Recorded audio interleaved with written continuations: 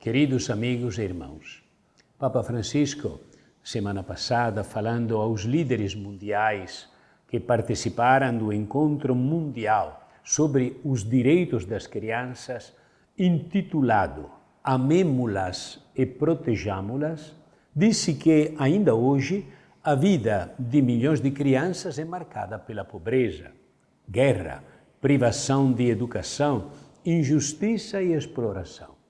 Crianças e adolescentes nos países mais pobres ou aqueles dilacerados por conflitos trágicos são forçados a enfrentar provações terríveis. Mesmo o mundo mais rico não está imune à injustiça. Onde, graças a Deus, não há sofrimento por causa da guerra ou da fome, ainda assim existem periferias difíceis, onde os pequenos são muitas vezes vítimas de fragilidade e problemas que não podemos subestimar.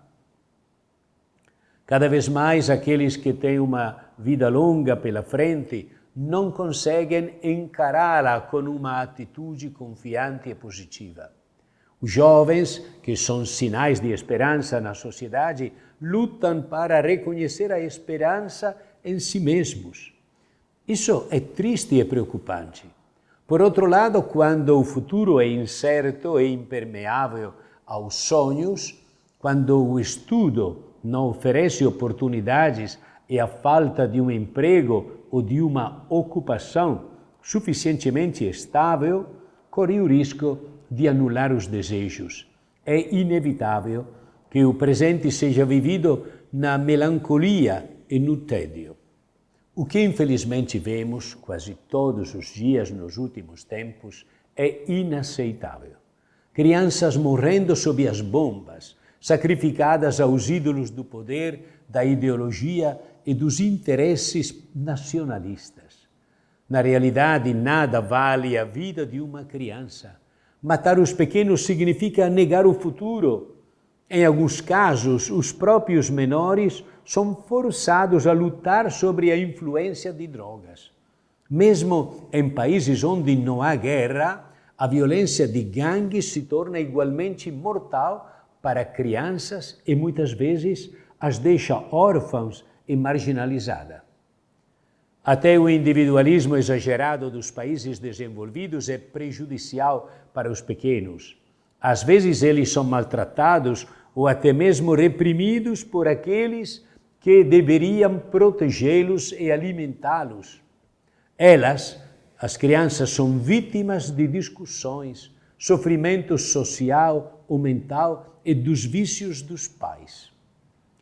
Muitas crianças morrem como migrantes no mar, no deserto ou nas muitas rotas de jornada desesperadas de esperança. Muitos outros sucumbem à falta de cuidado ou a vários tipos de exploração. São situações diferentes, diante das quais nos perguntamos como é possível que a vida de uma criança termine assim. Não é aceitável e devemos resistir ao vício. Infância negada é um grito silencioso que denuncia a iniquidade do sistema econômico, a criminalidade das guerras, a falta de assistência médica e educação escolar. A soma dessas injustiças pesa especialmente sobre os menores e mais fracos. Dentro das organizações internacionais, isso é chamado de crise moral global. O Papa, neste encontro, disse que não podemos aceitar nos acostumar com isso. Algumas dinâmicas mediáticas tendem a tornar a humanidade insensível, causando um endurecimento geral das mentalidades. Corremos o risco de perder o que há de mais nobre no coração humano, a piedade, a misericórdia. Mais que uma vez, compartilhamos esta preocupação com todos aqueles que trabalham em defesa das crianças, que são representantes também de comunidades religiosas. Hoje, mais de 40 milhões de crianças estão deslocadas por conflitos e aproximadamente 100 milhões estão desabrigadas. Há a tragédia da escravidão infantil. Aproximadamente 160 milhões de crianças são vítimas de trabalho forçado, tráfico, abuso e exploração de todos os tipos, incluindo casamentos forçados. Existem milhões de crianças migrantes, às vezes com suas famílias, mas muitas vezes sozinhas. O fenômeno dos menores desacompanhados é cada vez mais frequente e grave. Muitos outros menores vivem no limbo, porque não foram registrados no nascimento. Estima-se que aproximadamente 150 milhões de crianças invisíveis não tenham existência legal. Isso é um obstáculo ao acesso à educação ou à saúde, mas, acima de tudo, para eles não há proteção da lei e podem ser facilmente maltratados ou vendidos como escravos. E isso acontece. Ouvir as crianças que hoje vivem na violência, na exploração ou na injustiça, serve também para reforçar o nosso não à guerra, à cultura do desperdício e do lucro, em que tudo se compra e vende sem respeito nem cuidado pela vida, especialmente a dos pequeninos e indefesos.